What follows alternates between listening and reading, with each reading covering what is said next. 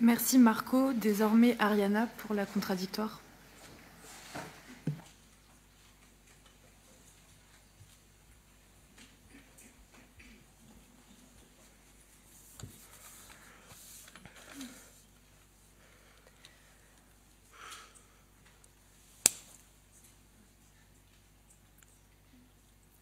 Chers membres de l'Assemblée, saviez-vous que les enfants victimes de violences sexuelles reçoivent en moyenne 3 énormes gifles sur leur chemin? La première est donnée en moyenne vers les 8 ans et demi de l'enfant. Dans 81% des cas, par un membre de la famille. Le plus souvent, un père, un frère ou un oncle. Dans 22% des cas, par un proche de l'enfant ou de ses parents. Dans 11% des cas, par un adulte dans le cadre institutionnel. Et dans 8% des cas, par un inconnu dans l'espace public.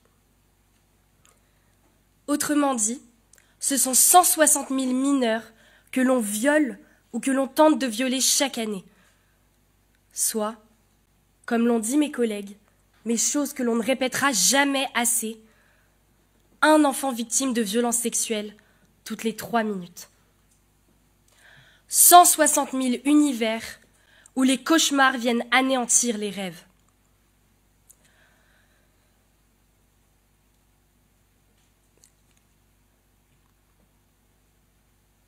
« 160 000 cœurs engloutis par le trou noir de la cruauté humaine. 160 000 paires de yeux desquels on arrache les étoiles de l'innocence. » Évidemment, face à un constat aussi effroyable, nous en arrivons à nous poser la question la plus évidente qui soit. À qui la faute? Et oui, il nous est nécessaire de trouver un coupable. Sinon, cela voudrait dire devoir se remettre en question. Et se remettre en question, quelle idée absurde ce serait, n'est-ce pas? Donc allons-y, trouvons un coupable. Peut-être faut-il chercher du côté de l'État et de sa justice. Et pas besoin d'aller chercher bien loin. Il suffit de regarder les chiffres du ministère de la Justice.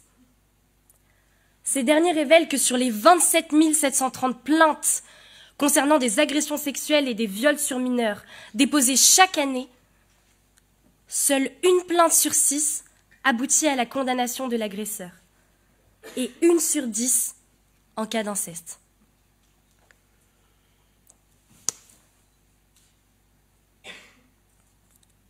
La voilà. La deuxième gifle subie par les victimes de violences sexuelles. L'inaction de l'État. Alors, évidemment, face à ces chiffres, vous vous dites « Élémentaire, mon cher Watson, voici notre coupable idéal !» Mais attendez un peu avant de leur passer les menottes. Car il est fort probable que d'autres coupables se cachent encore dans la nature.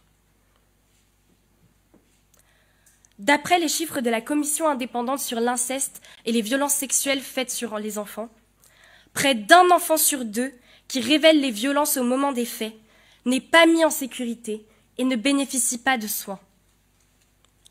Autrement dit, personne ne fait cesser les violences et n'oriente l'enfant vers un professionnel de santé. Dans 27% des cas, le confident lui demande de ne pas en parler. Et dans 22% des cas, il lui rejette même la faute dessus.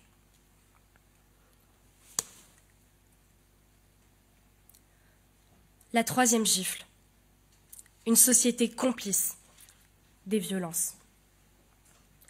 Et savez-vous ce que moi, je trouve le plus terrible? Sur ces 45% d'enfants qui se sont confiés sur les violences qu'ils ont subies, 70% d'entre eux ont été crus lorsqu'ils ont révélé les violences. Oui, oui, vous m'avez bien entendu.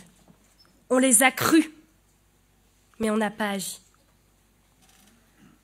Et à mon échelle de jeune femme de 21 ans, ce constat m'a amené à me poser 2 questions. Dans quel genre de société est-ce que je vis? Et dans quel genre de société est-ce que je veux vivre?